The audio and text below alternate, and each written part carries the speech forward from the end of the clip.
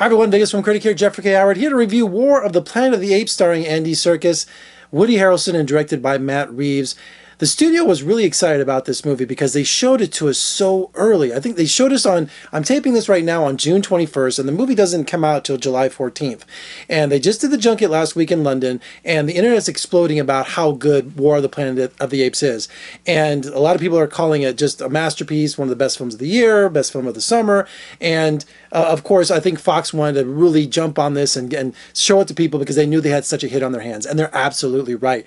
These movies are really extraordinary, but I think this is the best one in the new series yet. Even though I liked the last film and Rise I wasn't too much of a fan of, but I've been a Planet of the Apes fan my whole life. I just love the science fiction behind it and just, you know, the allegory about mankind and all kinds of great things. And these new ones now, I was kind of skeptical about, you know, the storyline and where they were going with this, and especially the technology with motion capture. But, you know, Avatar showed that the motion capture is here to stay. And now with this movie, it takes it to a new level.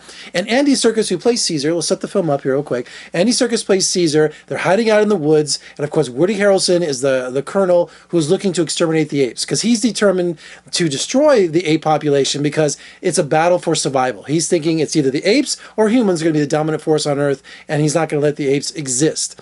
And so he goes into the forest, he finds these guys, and, you know, and he's just like, he's got to exterminate all of them. Of course, a tragedy happens during one of these battle attacks where it sends Caesar into a rage of revenge against the colonel, played by Woody Harrelson. So the entire movie is about Caesar getting revenge on the colonel, risking everything that he stands for with his people, risking any kind of peace that could be made between humans and apes. It's a total personal journey of revenge. And that is what's so unique about this. He's becoming more and more human with every breath. You know, he's got this rage inside of him, and, you know, he's always known for his compassion. He's always known for his mercy. But in this movie, I'm not going to give any spoilers away, but he absolutely is after the colonel.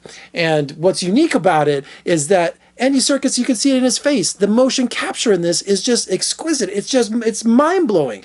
All of the characters, you are so deeply invested in this movie because they take their time to bond them all together, and you're making this relationship with these animals, with these apes. I mean, you're sitting there, it's blowing my mind that I'm having such an emotional reaction to Caesar, to Maurice, the orangutan, to, you know, Lana, the gorilla. I mean, they are just absolutely a tight-knit group. Not only their devotion to Caesar, but also in terms of the special effects. I mean, this is just mind-blowing, folks. Now let's get to the story itself. It's on that level of revenge, it's on that level of Shakespeare. It really is. I'm trying not to blow this up too crazy, but this is one of the best films of the summer, if not the year. And to see how they have taken these ape films to this next level, it is literally literature on screen. I'm not kidding. It is that deep, it's that emotional, and it's that well scripted. It really is. This is one of those movies that just all around, from the special effects, the costumes, and to even the human performances by Woody Harrelson and his troops, he's a Colonel Kurtz kind of type. All right, so when he finally meets Caesar and they have this exchange, every sentence that Caesar says, Woody Harrelson's character is more and more impressed, to where he's not a dumb animal. Oh, he's kind of smart. To where within one scene, he's an equal. He's an equal on the same footing as Woody Harrelson, or the colonel, I should say. And it just, this dynamic and respect comes out of it, and it's war. It really is. So they were engaged by the rules of war. And the movie just is phenomenal, folks. It absolutely is. I'm trying to make sure I didn't forget anything.